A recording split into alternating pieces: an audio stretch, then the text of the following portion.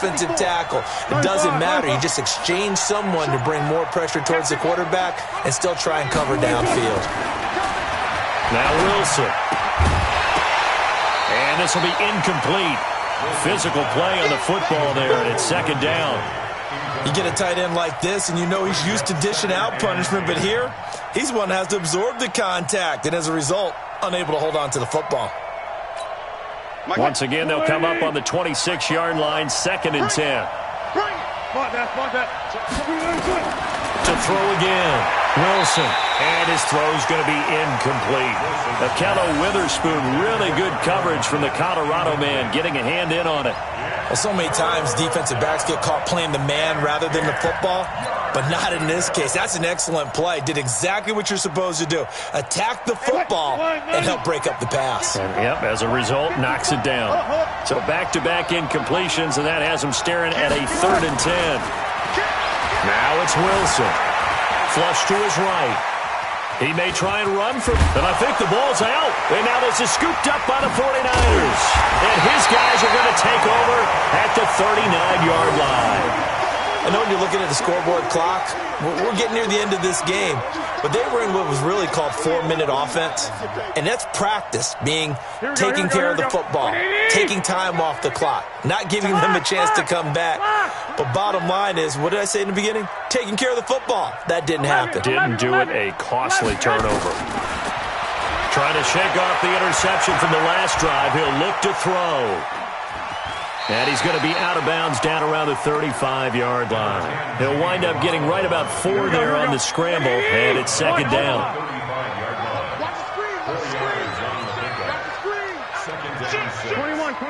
Here we go. Running out of the gun here, Breida. And for one of the few times here today, this run's not going to go anywhere. No gain on the play there, so they're left with a 3rd down and 6. The Niners on 3rd down. They've had their troubles, just 1 for 6. This will be 3rd and 6. Now Garoppolo. And the return here is stopped at the 35-yard line. That's now his 2nd interception in as many weeks from his linebacker position. And think about all the different techniques he has to employ in a passing situation. Is he spot dropping because it's zone? Is he picking up man-to-man? Is he having to run with a running back or a tight end? In any event, great eyes, head on a swivel, and excellent hands. Yeah, versatility and showing those hands.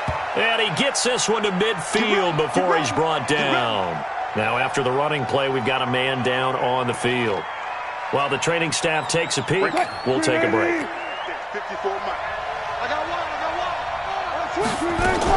They keep it on the ground. This time it's Penny. And he'll be brought down somewhat awkwardly here, and a late flag as well. I think this one's going to be a face mask. The penalty moves him into the red zone here on 1st and 10.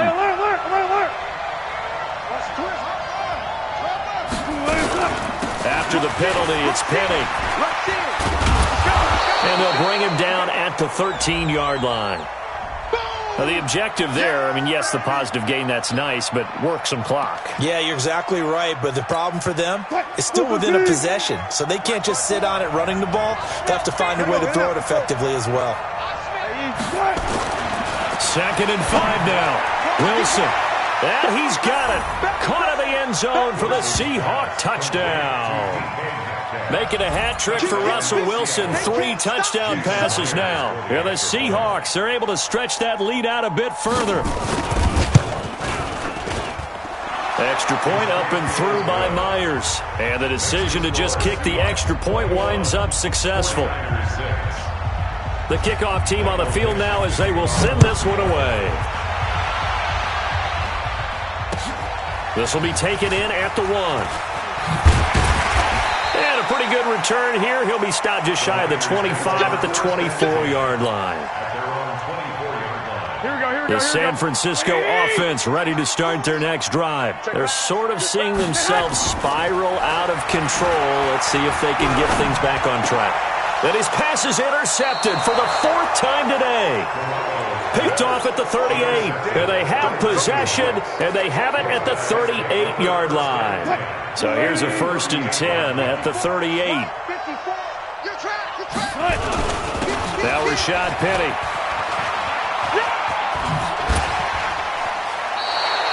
"11 yards there and a first down for Seattle." Well, that looked like an example of what you said back in the first half. A running back of his size can really wear down a defense. I think he's starting to do that. I think you're exactly right. And know what else he's doing? He's inspiring the rest of his team because they see this starting to happen as well. So that means they're going to redouble their efforts to help him out. Extra blocking, getting downfield, helping him out. And the tackle there by Quan Alexander.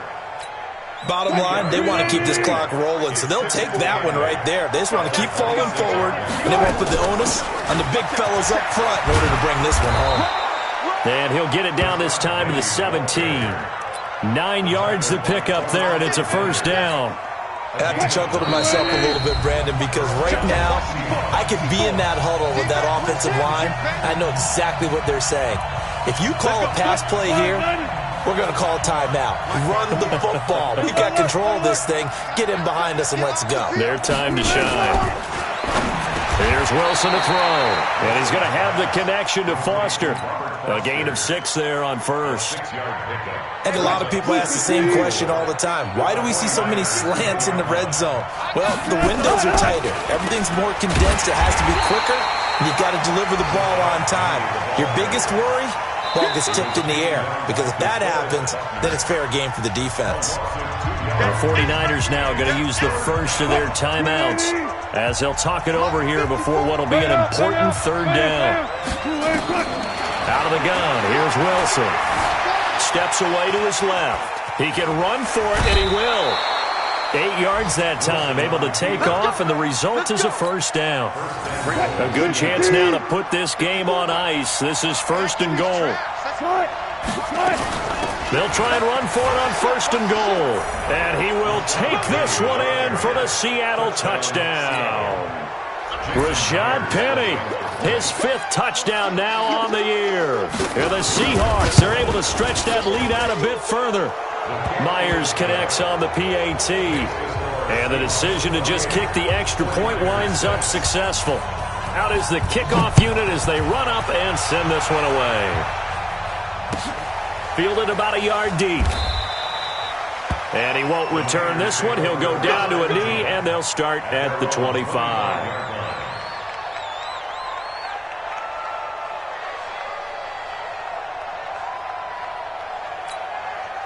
The 49er offense set to get this drive underway. They've lost this one. Their offense has struggled.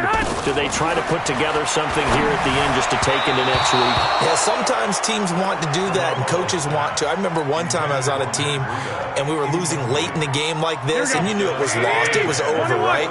And the coach called a running play and pretty much said to everyone, I want to see something executed well before we get out of here. And that was the message to the team. Just something to build. Just something to build on, get it done, and maybe we can look at that and say, we'll get better as we go forward. The Niners have the first down on a gain of 11. This is Breida. Just a yard on the first down carry, so it's 2nd and 9. They tried a quick hitter inside, but that one was swallowed up because what they're hoping, this big defensive lineman will take the bait and move laterally and open up a crease that they can run through. Didn't happen on that play.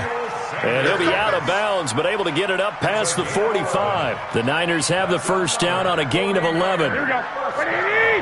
11. Now a give coming right is Breida.